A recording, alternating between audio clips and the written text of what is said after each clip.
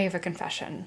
I love thrillers, and yet I somehow have never seen nor read Gone Girl by Gillian Flynn. Hi, my name is Sarah Freshley, and welcome back to Freshly Read Books. So, a couple years ago, I did read Dark Places by Gillian Flynn, and I really didn't like it. So, I think that that's why I've just never read Gone Girl. And finally, I was watching a video where I think it was Books and Lala, where she said something like, if you've never been spoiled for, and she listed out a few books, then like you should definitely go read those. And Gone Girl was one of those books. And I was like, ooh, okay, if it's got like this great twist or something, then I definitely want to read it. And I think it's about time. It is October for me. This is probably coming out in November, so not quite in spooky season, but really isn't all of fall spooky season. I'm gonna say it is. And coming off of doing like all literary fiction reviews all the time for Booker, I'm excited to read a book that is just like not at all that. And I figure it can be fun to film the experience. There are gonna be spoilers through this. I'm gonna talk about basically anything and everything. Expectations going in, I have none. I literally have no idea what this is about. I assume a girl goes missing based off the title alone. But I haven't seen even the trailer for the movie. I haven't read the back of the book. The most I've read is the top part here that says there are two sides to every story. So I assume there's a twist. I assume there's a girl that goes missing. And that's all I got. So come along on this journey with me as I finally read Gone Girl. So I'm starting to think I'm right about the missing girl theory. So, initial thoughts. Nick doesn't seem great. Like, the way that he describes Amy is, I don't love. He also gives off very, like, Joe from You vibes. Like, very creepy, and the way that he talks about his sister I don't love. Yeah, overall, not a huge fan. Amy seems alright, but, like, we're getting her, so Nick's perspective we're getting on the day of. That's the day that Amy goes missing. And then we're also getting Amy's diary entries from 2005 when the two of them met. So I'm getting like a much younger version of Amy, and she does seem like young and fun, but in like a kind of exhausting way, if that makes sense.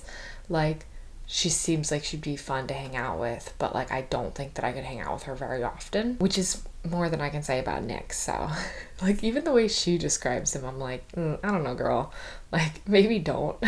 And then Nick's sister's name, it's his twin sister, and her name is Go, and it's really tripping me up reading because every once in a while, especially when her name's like the start of a sentence, I'm like trying to read it as if it's the word go and not her name. But she seems cool, but also she seems very much like a not like other girls girl.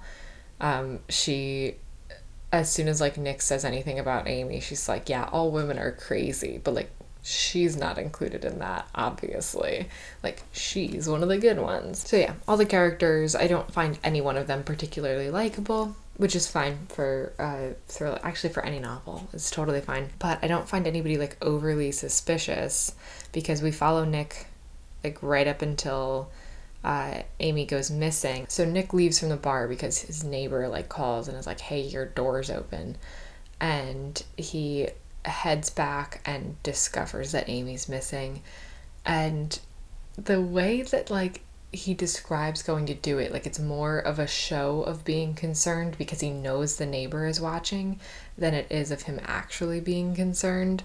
Like things like that make me want to like suspect Nick of something, but I just don't think that it's Amy going missing at this point anyway. Oh my gosh, but he's like so pretentious about writing and like, oh, back when writing was all on paper, then my job was fine. Like, okay, you couldn't have written for a website. I mean, obviously they went through a huge recession. Like this couple went through 2008 and like lost their jobs because of it. But the way he talks about it makes it sound like the internet like stole his job from him. And it's like, but doesn't the internet provide different jobs for writers? I mean, I'm not a writer, but like I feel like at some point you've got to be able to get a job doing that, right? And speaking of writers, Amy's parents are also writers, and they write this like children's book series called Amazing Amy that's like loosely based off of Amy. But Amy like talks about what it was like growing up with like this book series and the things that her parents would write about, and they would be like slightly better versions of what Amy actually did, or like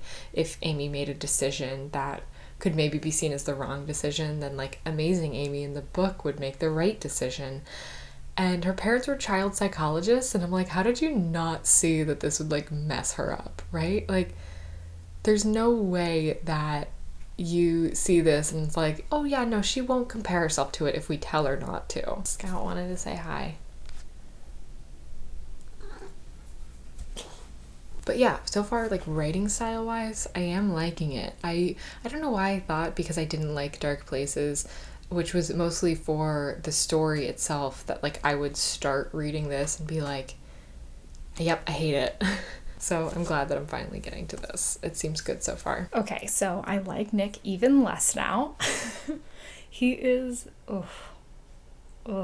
Also, like, I find it very interesting the way the book's doing it, because he's talking to the police and he's saying things to, like, us as the audience, being like, that was my 5th lie to the police. And I'm like, wait, I've been here for the whole conversation you've had with the police. What were the other 4 lies? And then later he's like, that's 11. And I was like, this is the same conversation. So I almost like want to go back and go through everything he said and be like, that could be a lie. That could be a lie. That could be a lie. And I don't know about him. Like, I feel like he did it, right? Like, he did something, didn't he? But like, that's exactly what the book wants us to think, right? That's why they made him so unlikable immediately. Even the book describing like their best of times, I was still like, ugh, don't like this guy. And now seeing more of his relationship with Amy, it's even worse. Oh, and poor Amy, like, I just want to be like, it's okay to be a girl. She often says things like, oh, I don't want to be that kind of wife, and I don't want to, to ever tell my husband that something's fine, and then when he goes and does it, it's actually not fine, and I'm upset about it. And I get where she's coming from, but also, like, it's just such an unhealthy way to look at things. And it's obviously easier to see as like an outsider. Like, I totally understand why she's having these thoughts and everything. But she even says like, I know I'm being such a girl. And I've definitely said things like that in the past. And luckily I stopped doing that, because it's such like a ridiculous thing. Like, being a girl is said in such a negative way, and typically by girls about themselves. Like, oh my gosh, I should stop being such a girl. And anything girl related is like this silly or dumb or emotional thing that doesn't matter somehow. And like, that's not cool. So I just want to like give Amy a hug and be like, it's okay that you feel this way. You should tell him about it. And instead of trying to be this perfect version of a wife that you think he wants. But now we're talking about this like scavenger hunt thing, or treasure hunt they call it, where Amy does this treasure hunt for Nick every year for their anniversary. She goes missing on their 5th anniversary, but she's already put together a scavenger hunt for him, and he's not usually very good at them. But now I've only seen one of the clues from like this new scavenger hunt, but the police want him to go through it because they want to know what her movements were before she went missing. So that's kind of cool, like a very realistic way to incorporate a treasure hunt or a scavenger hunt into your thriller book. Very, very neat. I feel like I need to apologize to Gillian Flynn, because I'm really enjoying this book so far, and I judged you harshly from one book, and I'm sorry. So I read a section last night that made me so annoyed, but I want to catch you up on my thoughts before that scene. So let's do that. So I don't know if I'm supposed to be suspecting Nick or not. Like, if the book just wants me to suspect him just because of how much I don't like him, which is totally possible. And if that is the case, it's working. I don't like him. But he also, I don't know, like, at first I was like, he's not even trying separately. And I feel like usually in thrillers, if there's a character that's like lost somebody, then they're trying on their own kind of to find it. I don't know if that's really something that you should do in like a real life situation, but that's basically what always happens in thrillers. They're like, oh, the cops aren't doing enough and it's up to me, or they don't believe this crazy theory I have, or something like that. But it seems like Nick hasn't been doing that, but he kind of just started, so I don't know. But early on I thought that was a reason to be like, oh, that's very suspicious. But he does have this comment about how when it gets to I think it was when it gets to Amy's birthday, if this all is still going on, then he's going to have to like pretend that he's still hopeful. And I don't know what that means. Like, does he mean if I'm trying to think of him as being innocent in this, then, which I don't think he is. I don't know if I think he's the one that did this to her, like he took her somewhere or something. But I do think that he's somehow responsible for something that led to this happening. I think that's the only reason why we'd be getting both of their perspectives, like his in the present day and her in the past, leading up to the present day, which is getting very close to meeting, which is exciting. But like, so maybe he said that because he was like, I would lose hope by then if she hasn't been found, and I'm going to have to still pretend to be hopeful, like at her birthday. But also it kind of makes me feel like, oh, if they haven't found her body by then I'm gonna have to pretend like I'm still hopeful that we might find her alive, but I know that she's dead. That's where my mind's going. Or maybe he just doesn't want her to be found. Like, you learn more and more that they were having a very like rocky relationship, which we'll get to. But also, this girl, Shauna, she, I guess, like, attaches herself to, like, big stories like this. But I guess, like, the cops are like, oh, yeah, a lot of 40-year-old women will, like, attach themselves to this, and they'll hit on, like, the bereaving husband or the worried husband. And she does. She, like, comes over to him while they're, like, on this big search party, and she's, like, trying to talk to him and stuff. And in his head, like, in his inner monologue, they, like, represent it in italics when he's kind of, like, saying things to the other character, but he's not actually saying them out loud. He's just thinking them, but the perspective is like in their direction, if that makes sense. So it'll be like, just leave, Shauna, or something like that. But he doesn't say it out loud. So it's clear from his inner monologue that he wants her to go, but he makes like no indication of this. Like, he tries to look distracted or uninterested, but like, she wants to like take a selfie with him and stuff. So he could easily just be like, hey, listen, like, my wife went missing like 2 or 3 days ago. I'm not really in the mood for all this right now. Like, I kind of just want time to myself. Or like, maybe you should be helping this search party that I'm supposed to stand here for and you're supposed to be looking around for. So, bit annoying. Oh, also, Nick keeps on getting these phone calls and ignoring them in front of other people 3 times now, and he says that it's somebody returning his call that he made earlier, but he can't answer it, which is super suspicious, and I don't know what that's about. And then we're still getting like this treasure hunt thing, but it's so slow, which I understand because it's like one of the most interesting parts, but it is annoying because Nick, so he's found like the second clue spot, which he knew where it was the whole time. He just didn't want to like keep going with the cops, which is understandable.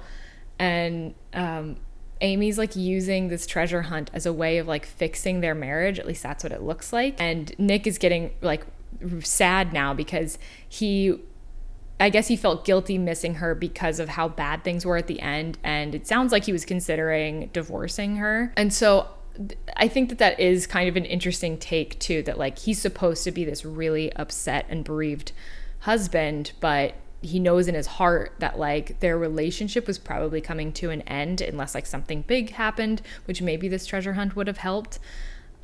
But now he's like, he's supposed to be worried and sad, but also he feels guilty being those emotions. He doesn't deserve to be sad or something. But then he also says like about the treasure hunt, like, why couldn't she try this sooner? Like, as in to get their marriage back together.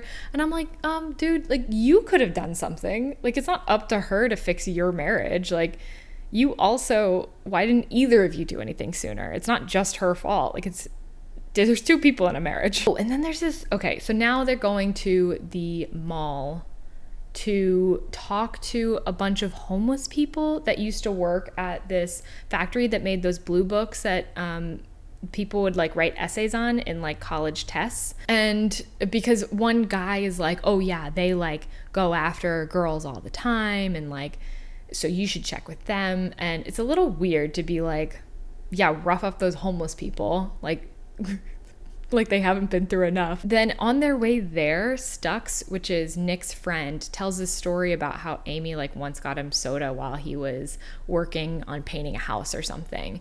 And Nick was like, there's no way Amy did that. Like in his head. He didn't say it out loud. In his head, he was like, that's a lie. Amy didn't like Stux. I was like, whoa, way to like discount that immediately. Like, you don't know, she might have done that. Like, what? Why would he just randomly tell the story and like completely lie about it? But anyways, so they get to the mall and they are super rude to these homeless people. And like, they're not like the nicest people back, but it's completely understandable because it's very weird that these people are just like here and they're, I don't know, like they've clearly been through a lot. They've been through the same recession, except they just didn't have anything to fall back on like Nick and Amy did, or like Amy's parents did. Like even Amy's parents had so much trouble that they're borrowing money from the trust fund they set up for Amy. Like everybody had issues, but these people that worked here in these like blue collar jobs weren't able to fall back on like some trust fund they had set up. So like, why are you being so mean to them? They are at like the lowest point in their lives right now with like no end in sight. Like chill out maybe. But they do at the end say like, oh yeah, everybody wants to suspect us of doing like these terrible things because they want a reason to not feel bad for us. And I was like, okay, at least they kind of were like setting them straight a bit. Also, that chapter ended with Amy. We find out that Amy was looking to purchase a gun, which, what?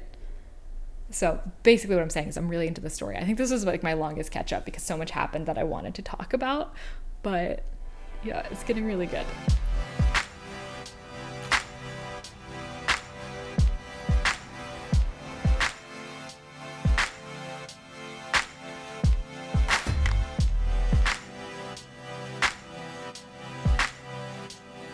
Ooh, okay, so I just got back from the park, just like reading on a blanket there, and hi Scout. This is Scout. She just really wanted to be in this right now. Actually, I think she just really wants to be on my lap right now. So Nick talks to Hillary. He like calls her up and basically is like, hey, I'm getting in touch with like all the friends of Amy's because she went missing.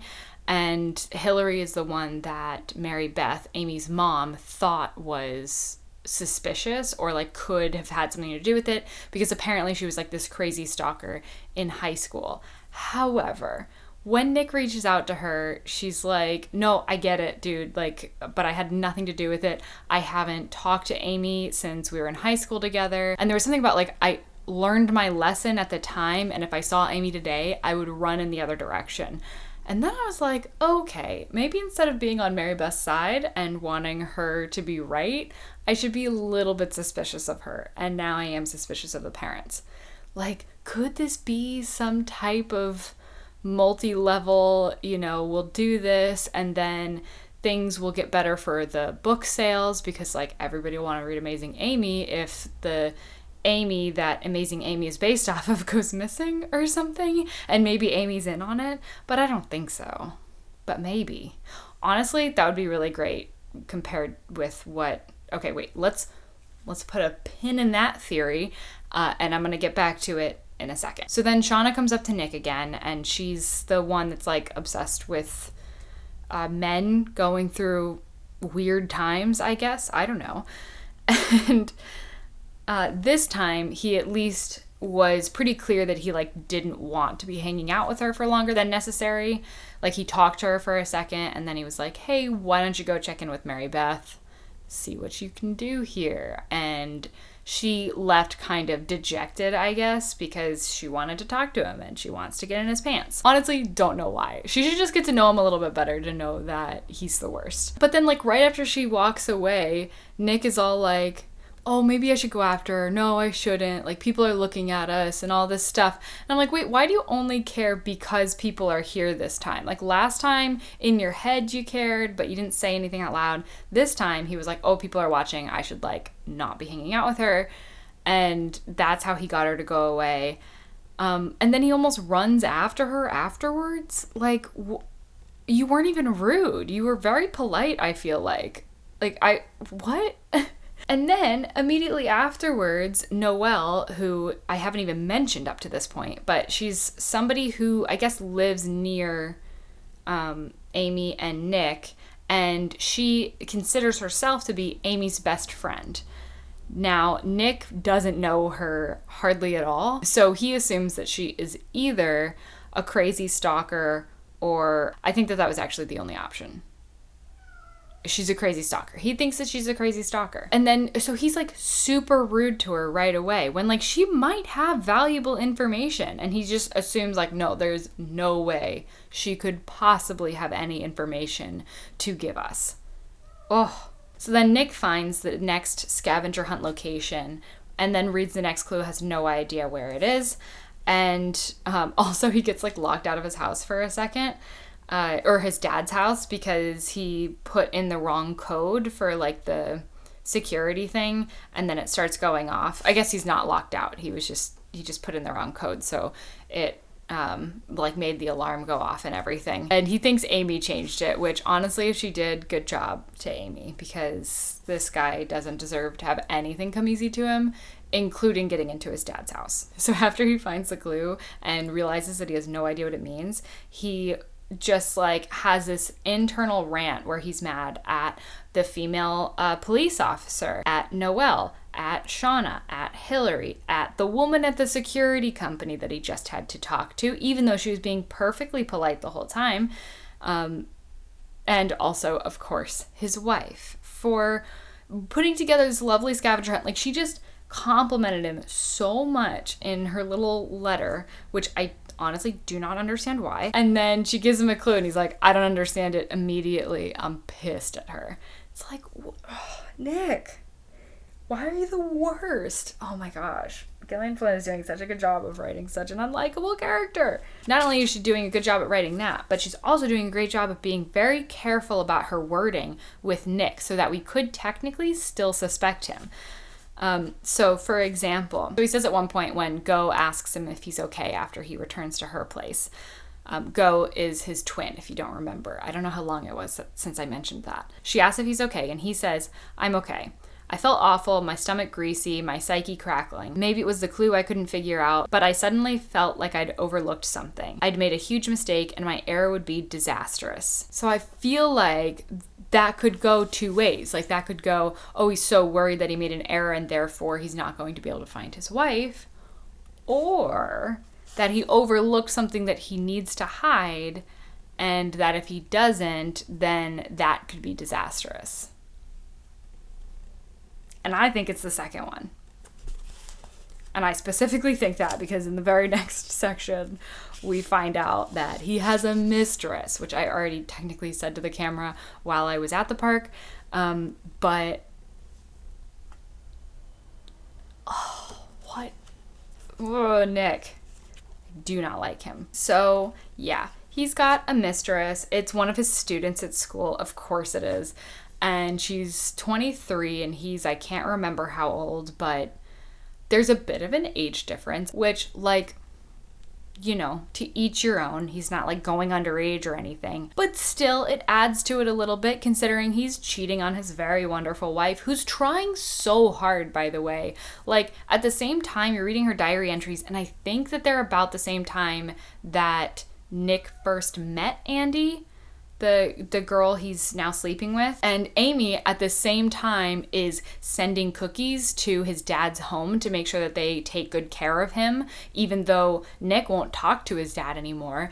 And she's hanging out with his mom all the time, who she actually really likes, Maureen, or Mo as she calls her, or Mama Mo, I think that's what she calls her. It's very cute. And he's seen her like once, and she's going through chemotherapy at the time, which is the whole reason why they moved back to Nick's hometown. Did I say that? Oh, shoot. Oh, I wonder how long I've been out of focus. If I haven't said earlier, they moved from New York to Missouri, Mississippi. Honestly, can't remember. To because they wanted to take care of Nick's mom, who had cancer.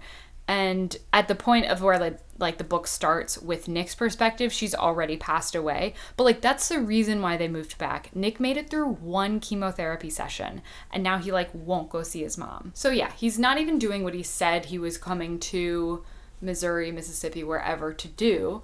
And then he's cheating on his wife, who's like putting together the scavenger hunt for him, and he keeps like thinking like, oh, she did nothing, like she does nothing, and like maybe at the point where she went missing she was actually doing nothing.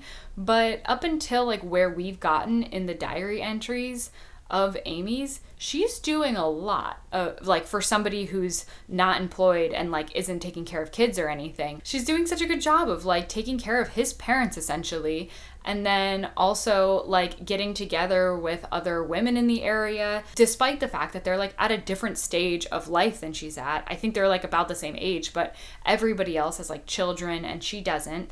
And so that's got to be like a little bit weird. Like, I just don't understand how Nick doesn't have an ounce of empathy in him. And he like thinks she's super resentful. And I mean, I wouldn't blame her for being resentful, but like, it sounds like she's really trying to not be resentful and to be understanding that they're there to take care of his mom and like that's what they should be doing. But like, jeez, instead of thinking like, oh, she's resentful so she's so annoying to be around, maybe think, oh, she had to sacrifice a lot to be here, the ideal life for her that she loved in New York City, so maybe I should be a little bit nicer to her. Like, maybe I shouldn't be the biggest jerk ever. Sorry, that got heated. I'm mad at Nick. Okay, so I know I said earlier that I didn't really like Go, Nick's sister, but I'm actually really liking her now because she really just called Nick out, and I'm so happy about it. She finds out that Nick is having this affair with Andy because Andy just like comes over to her house where Nick is staying, and then like they sleep on the couch together. And so she confronts Nick about it and is rightfully very annoyed with him for being a cheater, which, yes. Also, okay, so I did not realize that the reason why he has a disposable phone, which I don't know if I mentioned, but he does have one. I didn't realize that the reason he had one was from before Amy went missing. I, in my head, thought that he like got one at some point because the police took his phone and he wanted like a way to be able to call people. So he purchased a disposable phone. But yeah, he's had this disposable phone for a long time. I'm starting to think that maybe Amy did figure out that he was cheating on her. I feel like she knew. I don't know why I feel like that. I just do. I'm also really hoping that like the treasure hunt turns into her actually like knowing a lot more than they thought and her kind of saying that, or that what she leaves there leads them to be able to figure out what happened to her or where she is or something along those lines. I think that would be really cool. But yeah, I like that like Go isn't letting him get away with like any of this. She's so mad at him for like doing what he's done. She's mad at him for not telling her about it. And he's like, well, yeah, I didn't want to because I thought you would tell me to stop and I didn't want to stop. And like, yeah, obviously, like, if you don't want to tell somebody else about something that you're doing, then maybe you shouldn't be doing it. And then he says to her at one point, like, Go, you're sounding a little drastic. And she goes, Nick, this is a little drastic. I'm going to make some calls, because she's worried that the police are going to find out, obviously, that he's been cheating on her, which paints a huge target on his back. And he goes, whatever you want, if it makes you feel better. Like, it's not his whole life that she's trying to save. She's like, don't pull that with me. Don't get so like, oh, girls are so overexcited. And she's like, you need to like get it together and help me help you right now. Like, he's so dismissive of girls. Also, she's like, she tells him that, yeah, like Andy likes him right now, but if they live together, if he was actually with her, she would start finding things that she doesn't like about Nick. Not necessarily because he's Nick, although there's plenty to not like there, but just because, like, that's what happens. And she's like, yeah, she's gonna get angry at you sometimes. Like, that kind of stuff is going to happen. He's like, yeah, I know how relationships work. And it's like, clearly you don't, because you can't handle when Amy seems like she might possibly be a little upset at something. Like, that's not something that you can handle. And the only reason why you like Andy is because she likes basically everything about you at this stage. But that's because, like, you're very much something she can't have. That would change if they were actually together. And I'm glad Go pointed that out, because he's kind of an idiot. Like, Nick is so dumb when it comes to other people, and I want to punch him sometimes.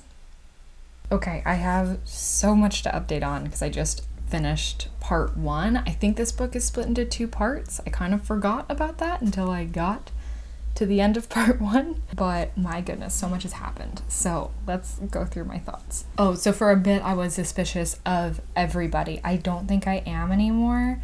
I think my suspicions have kind of honed in to one person, but basically Nick met with Desi, who was a childhood relationship or teenager relationship with Amy. Like, they were together, and then when that ended, her and her parents talked about, like, how he stalked her and stuff, which I don't know how true that is, because he was like, no, that's not what happened. Like, yeah, I was a little sad afterwards, but, like, I didn't stalk her.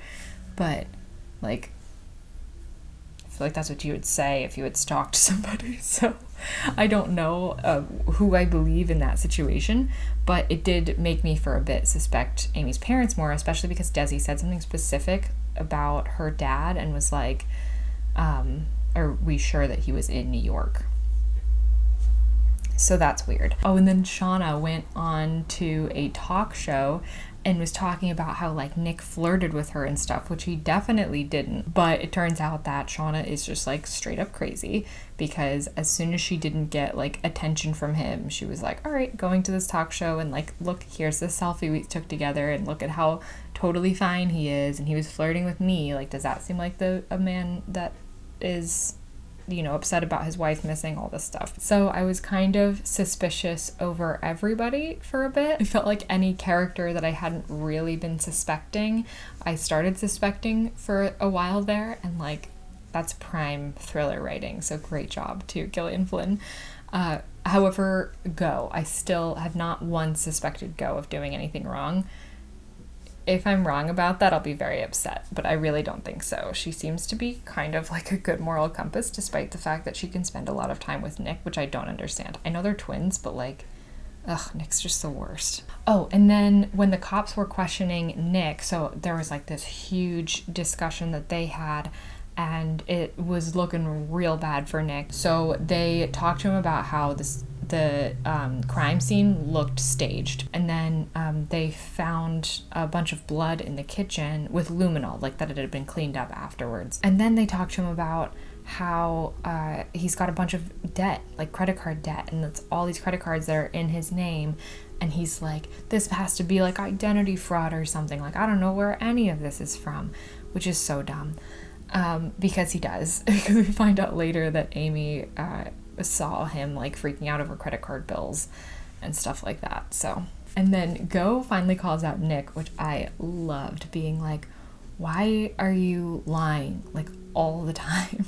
Why do you just keep lying? Because she overhears him on the phone talking to Amy's parents, and Amy is pregnant, we all know now, or was pregnant when she went missing. And from the diary entries, we already know that Amy wanted a baby, but Nick really didn't and was super rude about it. And then when he's talking to her parents, and he was like, yeah, I wanted a kid, but it's her that didn't want a kid and all this. But then Go's sitting right there, and she's like, you definitely told me that it was you that didn't want to have kids, after he's off the phone, of course. And so finally she's like, why are you just lying all the time? And she calls him out on all these little lies, and she's like, you did this when you were a kid too. You would lie if you thought that it would get you out of having an argument. So he was just like tell little like fibs all the time, and he just has continued to do that, and like he just lies and lies to make himself seem like the best version of himself, but he resents people that discover that he was lying and that he's not actually the way that he seemed. So for example, he started hating Amy because she was with him all the time, and over time was able to understand who he really was and how he was really like putting on a face for their early relationship, and then slowly dropped that because you can't like keep up with being somebody that you're not inherently. And because she knew the real him, even though she still loved him and was still trying to make things work, he hated her for seeing the flaws in him. And that's something that Go recognizes and tells him about, and he like basically ignores. But at the end of part 1, he does kind of acknowledge that, so I guess that's good. And then Nick finally got a lawyer. His name is Tanner Bolt, and the way that he swoops in and is like, okay, this is how we're gonna handle this thing. This is how we're gonna handle this thing. Like, I want him to be able to swoop in on the days that I'm feeling like overwhelmed with work or whatever, and just be like, all right, Sarah, here's your game plan. Step 1, do this. Step 2, do this. Like, I got like a weird sense of relief listening to him organize Nick's situation into like a tight little couple of paragraphs of like actions to do, things not to do, and like a plan to move forward. Tanner Bolt is clearly good at what he does because he's known for being like this guy that gets guilty men out of trouble. So that's fun. And Nick is gonna need that because even if he's not guilty, which I don't think that he is at this point, like, I mean, I think he's guilty of being a jerk and being violent to the point where Amy was like scared enough to want to leave. I don't think that he like killed her or anything, especially with how part 1 ended. So I think Amy has to be like framing him or something, but is she still alive? Like, I don't know. She upped her insurance, or she apparently wanted to up her insurance, and then Nick had to do like the paperwork for it, or he was the one that ended up doing the paperwork for it. And I don't know if this is something that Nick's lying about again, but if he is telling the truth that like it was her idea, then that does kind of seem like something where she would be like trying to frame him, and then to like set the scene of her going missing. And I don't know. But she still has the scavenger hunt. Oh, and we know at this point that at the end of the scavenger hunt is a wooden cradle for their baby. So she was going to announce to him when they got to the end of it that she was pregnant. But I'm thinking that like maybe something else happened in like that last day that made her change her mind as far as like how that was going to work. I don't know. But I'm starting to think that it's Amy that's framing him, and I'm okay with it, honestly. He's kind of a terrible person, and he's got so much anger in him. Ugh, yeah, I don't know. But I'm excited to start part 2. Okay, I'm sorry, what?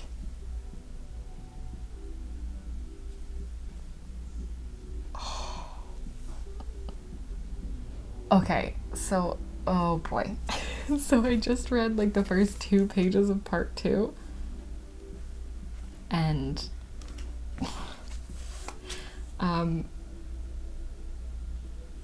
yeah, so Amy did frame this, it seems like.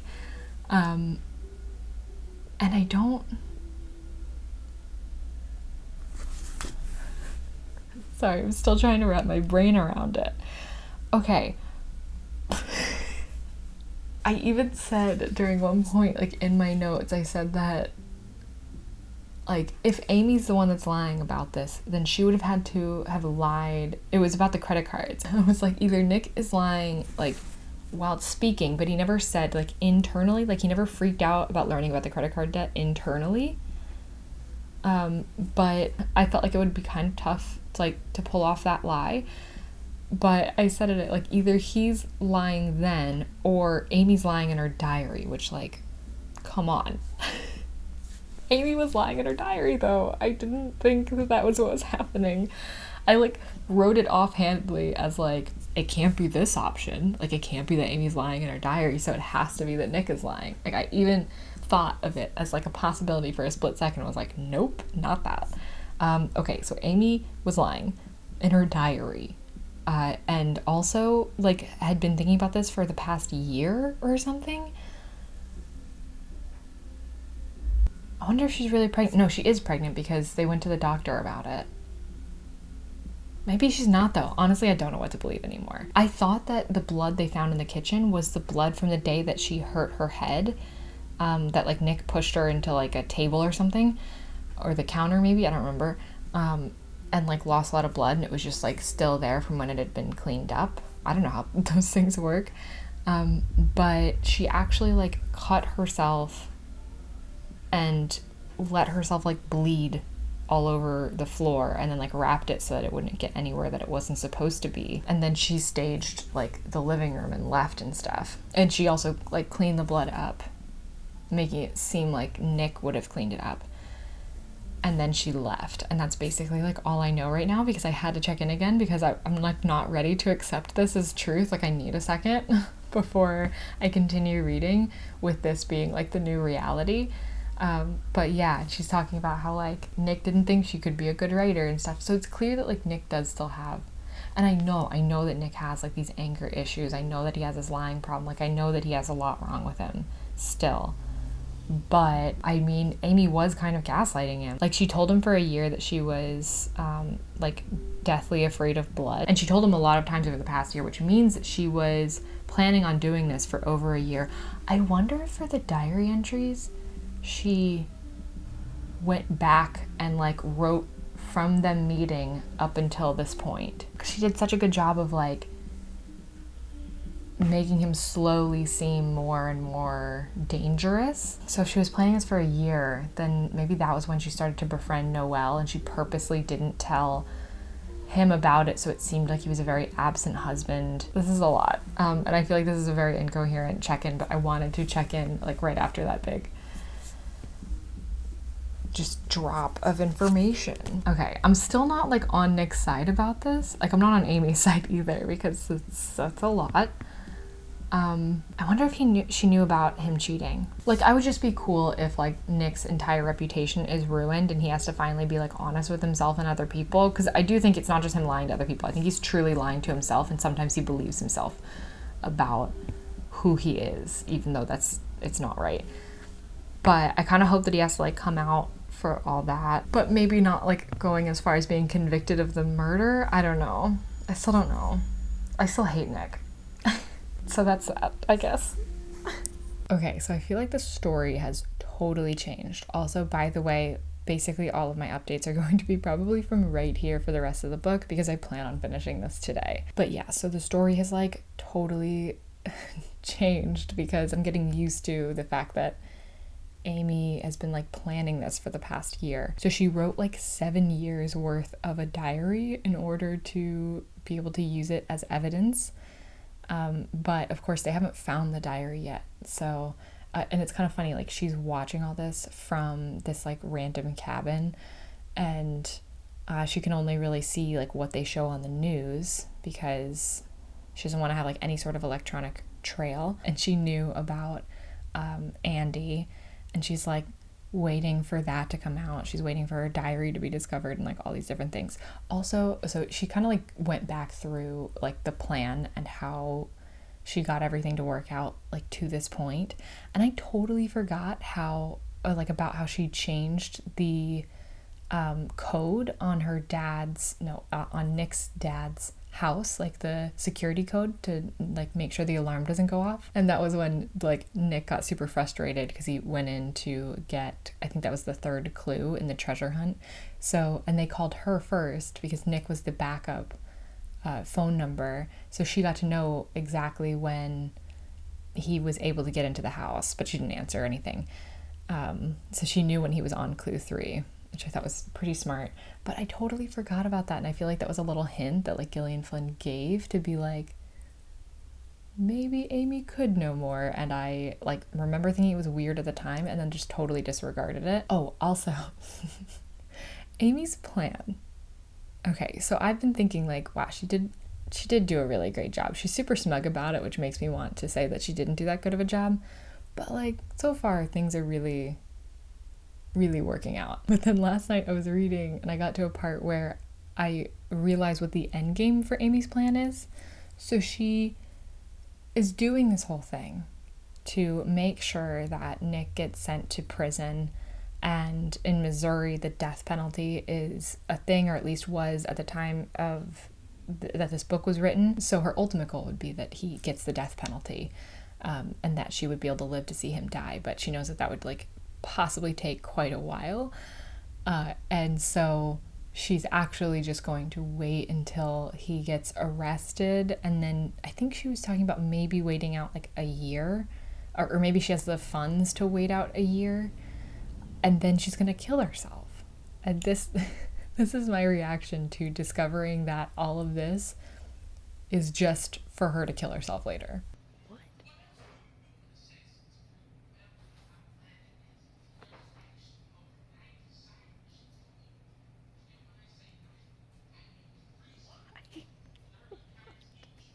So yeah, I was a little bit surprised that like that's what she wants to do this. Like I thought that she was gonna have some plan that she would like start a new life or whatever. I don't know, it's very weird to me that like she's going through all this and then she thinks that like she would have nothing left to live for after that. And then in that moment I realized, oh okay, so that probably means that she's not pregnant, and that I've read more since then, and that is the case. She's not pregnant. She faked that, which impressive because that included a doctor's visit. And she kind of like walks through how she did that. But yeah, I gotta say, I'm disliking Amy more and more as her section goes on. She did a great job writing Diary Amy, which is what she calls that version of herself.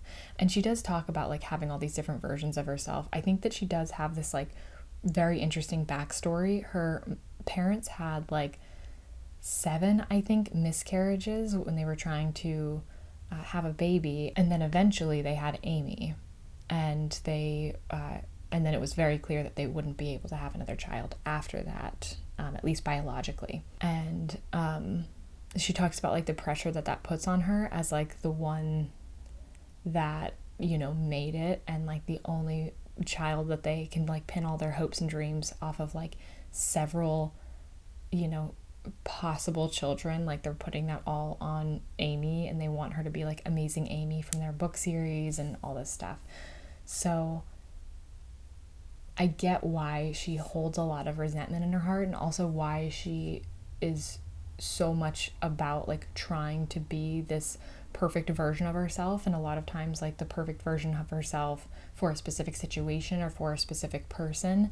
And she dives like a lot into that, and I do think that that's like a very interesting discussion. I think it's a lot like she calls it like the cool girl. Like all guys want a cool girl that like likes all the same things that they do but doesn't care about their looks, but is also like insanely hot for some reason, and they eat whatever they want but they're a size 2, and like all those contradictions that I think women feel to like a very large extent. And it's funny because I even mentioned early in this video like how Go kind of seems like a not like other girls girl, but the cool girl that Amy is describing I would also call like the not like other girls, or now it's kind of like the pick me girl, like where her persona is centered around being different from other girls and also being like the perfect version for a guy. So I think that that's all very interesting, but Amy as a person is kind of terrible.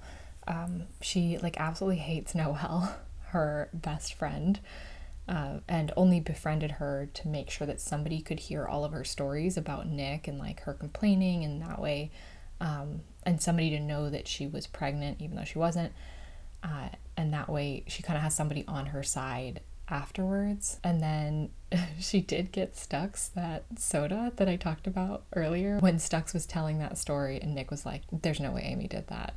She did, but she did it like just because she was trying to be this like absolutely perfect persona of herself so that people would be more upset when she went missing and like not expect her of having anything to do with it. But I'm definitely enjoying the story, and I like where this is going, and I like seeing Amy like in this little cabin area. She's kind of made a new friend that I think might know who she is or might have figured it out.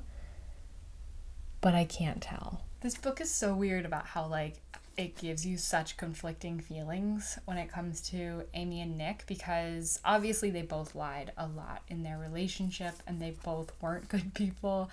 I don't know how much, like, I'm curious to see how Amy actually was in the relationship, because I feel like I can't trust either of them to say how she was. But Nick has gotten in contact with somebody from her past that was accused of assaulting her, and she ended up dropping the charge, and it seemed like it was because, you know, there's still like a stigma around that and it's scary for a female to come forward. But actually, this guy was, I guess, kind of seeing her, but he started to kind of notice things about her that he didn't really like, and that she almost seemed to be playing a part, which does match what she kind of says about herself and also what Nick, I guess, says about her. But also how Nick is, so. And so he started like seeing her less and less, and then he was kind of starting to see this other person, but not fully, and Amy found out, and then she basically framed him and then called the police saying that he had assaulted her. And she ends up dropping the charges and basically being like, you know, next time I won't be as nice, or next time maybe you'll think more about this before you go and do something like that, or something like that. And so when he saw the news coverage, his name is Tommy.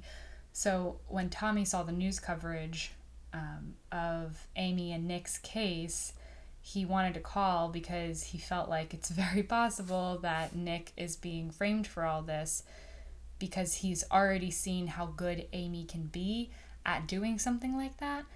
And it all is kind of poetic almost, that she went missing on their 5th anniversary, that she's like painted to be this like perfect person, that she, you know, happened to be pregnant when she went missing, but Nick didn't know, and all this. So he like called the tip line a few times, but nobody really wanted to talk to him because of the charge he had against him. And even though it had been dropped, but finally, like, but then Nick decides to call and see like why somebody would continue to call back, and they talk it through. So he knows more information now. And then Amy, on the other hand, has like kind of made 2 friends, I guess, where she is, but I think that they know that she is Amy, and I don't know, it's very hard to tell right now. But she's also decided that she does want to live, that basically like she doesn't deserve to die. She didn't do anything wrong here, which disagree. She did a lot wrong, but weirdly, like I don't want like ending her life to be her end game in this. But I also like, I don't know what I want to happen, like as the reader, because I don't think either of them really deserves to just like if Amy goes through people's lives doing this, and anybody that's kind of wronged her in any way, and like that she sees as wronging her, she has to like pay them back in some way. Like that's not a great person to have, just going around like pretending to be somebody that they're not, and then when they drop that, then they turn into like the super vengeful person. But also, Nick isn't a great person. But, like, did he do anything that should get him in jail? I don't know. I do think he's definitely capable of violence, and that they should both seek mental help. That is my ideal ending to this story. They both go to therapists, and they live very far away from each other. Oh my gosh, I didn't even think about how, sorry, I'm not turning my mic on for this. This is like a super quick thought. But I didn't even think about how Nick says that like Amy makes friends and then she just like cuts them off and she'll never mention them again. Like they'll be great friends and hanging out like all the time, and then like boom, not friends anymore. I did not think about that until this chapter started, where Nick is thinking like, oh, maybe I should contact more people from Amy's past, and now he's contacting Hillary, who was her friend in school that like he tried to talk to before, because she was supposedly like a stalker of Amy's, who he talked to before, but she was basically like, if I saw Amy today, I would run in the other direction. And I was thinking it was because of maybe something that like her parents had done. I wasn't thinking about something that Amy did. Oh my gosh, how did I not see that? Oh man, I love books like this where like you read it and you're like expecting all these different things, and then something happens and you're like, oh. And then you look back and you're like, it was there the whole time. Ah, it's written so well. Okay, that's it. Okay, so much is happening. I don't even what was happening the last time I checked in. Okay, but to basically catch you up to where I'm at now, in Nick World, he had like this emotional video that he did in like this random bar with this random journalist, basically playing the role of like wanting Amy to come back and being so sorry and saying that he messed up as a husband and all this, but not like saying how he messed up, just that he did, and that if she came back, he would like treat her right forever and all this stuff. And which is pretty smart because I wasn't thinking about how they could try to like get her to come back in order to work this stuff out, because obviously it helps a lot if she's not dead. And I think it would be a lot harder to keep up with the story like coming back, especially considering like she's not pregnant. So I think that that's a good thing for them to try to do, and actually that like got people on his side and everything. But then the diary was found. So then once people know what's in the diary, and also they find like all the stuff that Nick supposedly purchased on his credit card and why he was in debt. But that of course didn't actually, like Nick didn't actually do that. Amy got credit cards in his name and bought a bunch of stuff. She hid it all in this shed behind Go's place, so now Go's kind of implicated, and the police searched that and found those things. And also there's so much there that makes Nick look so terrible. And then everybody kind of turns on Nick again, but he also does an interview with some other talk show and kind of does the same thing that he did in the bar interview and was like, I was terrible. He comes out and says that he cheated, although that was released like right before that, but he was going to talk about it either way because it was going to be found out. And so he talks about like how dumb he was and everything and how sorry he is and all this stuff.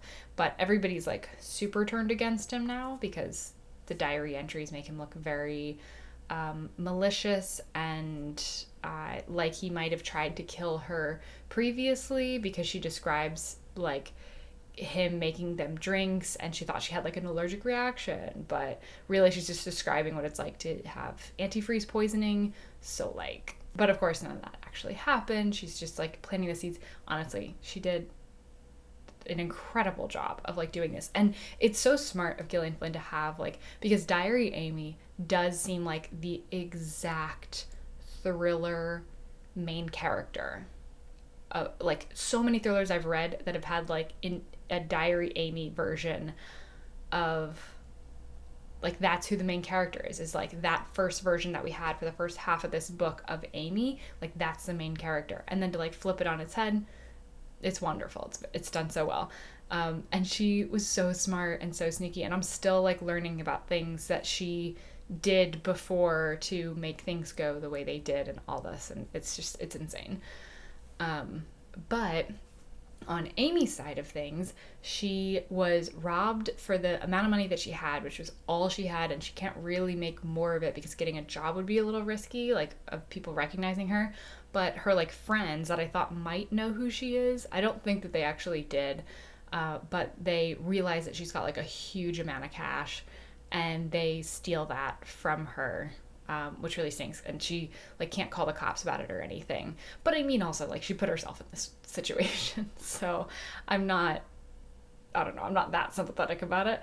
But then she calls Desi, the boyfriend she had in high school, I think, that Nick went and talked to, and he was like supposedly the stalker, and he was like really against her dad, which was made me worried about her dad.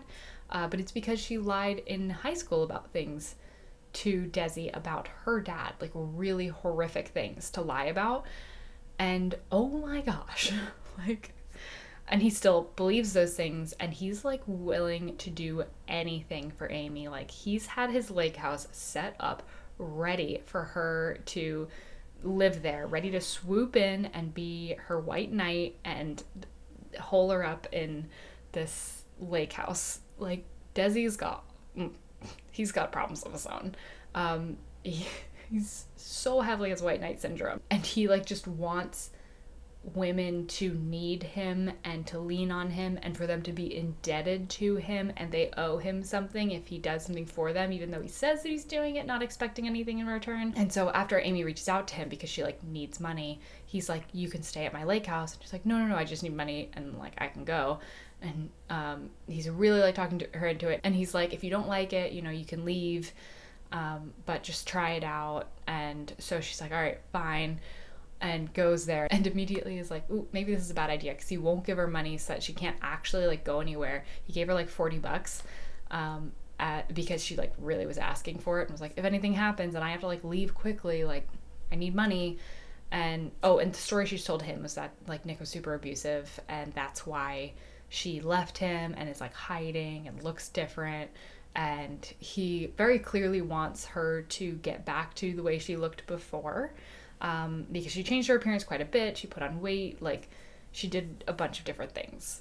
So, and now he's like, oh, I really want her to look back the way that I remember her and that I like her personally. And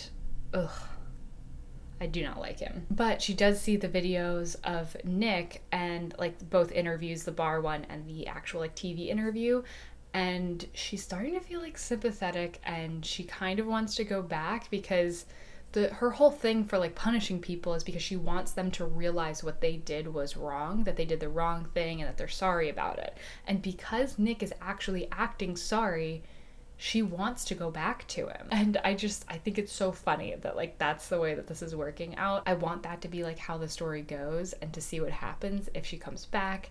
And it sounds like utter chaos, and I'm ready for it. Oh my gosh, this angle and lighting is probably terrible, but we're gonna work with it. Oh my gosh. I finished the book. It's done now. And Gillian Flynn did such a good job. Like, I feel dumb for like not having read her stuff for this long just because I didn't like Dark Places. And I totally get why people were talking so much about this book. It's so good. Like, I got to a certain point in it when I stopped caring about trying to figure out what was going to happen and what was going on, and I was just like, was kind of like, all right, you know what? I'm just along for the ride. Just let me know what happens. And it was just such a fun, weird read that defied my expectations like so many times. And oh my gosh. So the ending is basically Amy coming back home. She kills Desi to frame him for having taken her to begin with. She thinks through the entire story. She shows back up, and Nick has to, like, in front of the cameras, act all happy, but then as soon as she's inside, he's like, what's going on? Like, what are you doing? How dare you, kind of thing. But, like, she's thought this through so thoroughly, and also people are already super critical of the police, because now that she's back and she's saying, you know, she's got a different story than Nick did it, they're all like, wow, the police really had it wrong. They were, from the start, like, so gung-ho about going after Nick, and it wasn't him, and like all this stuff. Like, they totally botched everything. And so now they can't really investigate what would be an unpopular story and what people would prefer not to remember. So they can't like fully investigate it. Like, they end up just ending the investigation essentially. But Nick is still working with his lawyer and with Go and the female police officer, Rhonda, or Boney. And he's still like meeting with them and talking it through, but she's got him, like, Amy's got him so trapped, and she just wants to like have this life again. And they essentially just go back to like pretending that they're good for each other, but aren't. And it's so cool because this book that like just on its own is a good thriller, but also it's kind of saying something more, which for a thriller I don't find very often. Like, this idea that when you first meet somebody that you kind of play yourself up a little bit, or maybe you act like the best version of yourself, I think is the best way to say it. You're a little bit more positive, upbeat all the time, and you don't really let those like flaws show as much. And I don't think it's necessarily intentional, but it's just something that you do really whenever you meet anybody, is you kind of like play this best version of yourself because that's who you want to be. And but obviously like that's not sustainable. And so after a while, like, that fades, and if you're still together, then that's great. And if not, then, you know, no harm done, really. But for Amy and Nick, it was on such a larger level. Like, they both did it to such a grander scale. And because of this, they got so much further into their relationship before fully understanding who each other were and everything. And I guess they still technically didn't. And then, you know, this whole thing ends up happening, and Amy, you know, plans this grand scheme, leaves, comes back. She still is like a little bit over Nick because she did actually poison herself with antifreeze. It's a whole thing. But like not enough to die, but she wanted to be able to have evidence that would point to Nick if needed, that like he did try to kill her at one point. And like, oh my gosh, it's so much. Oh, and her parents are able to like start writing again, and it's a whole mess. But basically Amy and Nick end up staying together first because Amy's like forcing Nick into it, and then I mean I guess he is like all the way to the end, being forced into this. And then he writes this whole book about like his side of the story, and he goes and shows her the manuscript, and she tells him that she's pregnant, and he like goes with her. First he like watches her take the pregnancy test, and then he goes with her to the doctor, watches it happen because he can't trust anything. And sure enough, like, she is pregnant. And it's not even like from a recent time, because Nick is like sleeping in a separate, well, I think he is sleeping in the same bed at this point, but it was because a long time ago they were thinking about trying, and Nick had to get his sperm tested, and then she used that, and then it was put away because they thought that they were going to need some help in that department. And already I'm thinking, like, did she do that so that she could later, like, she had a plan to trap him later, because she has this thing about like always having a backup plan. And like, my goodness, this girl, it's crazy. But she is pregnant, and Nick does want to stay around and try to be a dad, and if he can, like, detach himself from Amy, himself and the kid, which he doesn't think he's really ever going to be able to do. But like, I think he would be open to it, but I don't know. Like, he even talks to Go and tells her about it, and she's like, no, you're letting her like keep you here. Like, you could still leave if you wanted to, but you're gonna keep playing her game because you guys are like addicted to each other, basically. And so they just continue to pretend to be the people they were when they first started their relationship, but like forever. So like the best version of themselves they're being all the time, because it's under threat that things could change otherwise. Like, that, I don't know, that everything could fall apart. It's crazy. I'm so excited to watch this movie. And yeah, I guess I'll do that and then give my final thoughts once I've watched the movie. What a ride. My goodness. No questions of any marriage. What are you thinking? How are you feeling? What have we done to each other? So I have watched the movie. I've watched Gone Girl, and I guess I have like pretty lukewarm thoughts about it. And like, I think they got the spirit of it and like the general feel of the book and everything, but it's still, I think it's just the problem with reading a book and watching the movie adaptation right afterwards. It's always gonna be a little challenging. First of all, had no idea that Ben Affleck was like the main character, played Nick. Also, was his name Dunn? I thought his name was Dune, I think, throughout the book, and I might have said that. I can't remember if I said that out loud or I just thought it in my head. I think that the actress, I don't know who the actress that played the wife was, the Gone Girl, if you will. Amy, right. Amazing Amy. How could I forget? The actress that played Amy, I'm not sure the actress's name, but I don't think she did, well, I was about to say, I don't think she did a bad job at it, but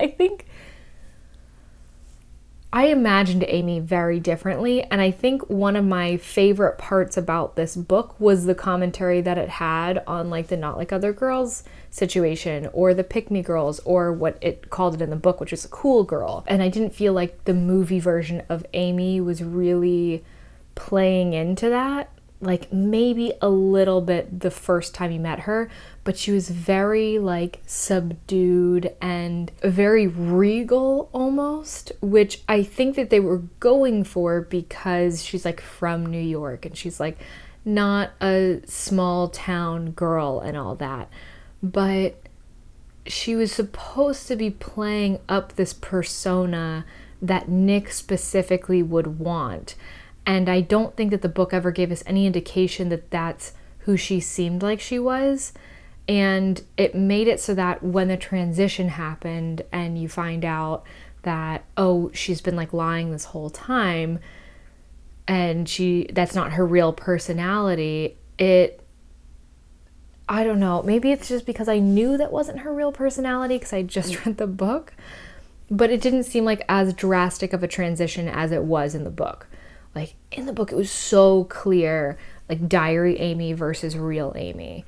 And in the movie, it was like, I don't know, it felt like she was acting the lines the same, like with the same personality, but she was just saying different things, if that makes sense. So I'm sorry to whoever that actress is. I'm sure she's amazing and it could have been direction she was given. It could have been like any number of things that gave me that feeling.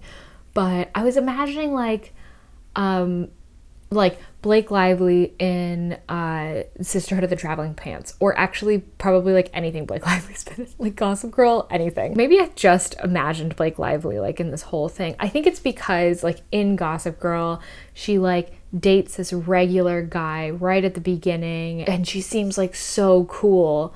And I feel like if I had gotten that feeling out of the character and then later she just like flipped a switch and like was totally different and a little bit scary, like Blake Lively in what's that movie she did with Anna Kendrick? I can't remember it, but I'll put it here. She could have like gone from like Serena from Gossip Girl to her character in that. Like that was exactly what I was imagining. But like overall, it was an entertaining movie. Like I had a good time watching it.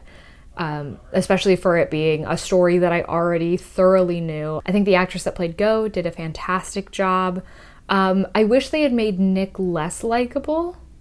I feel like they made him pretty likable even through the beginning.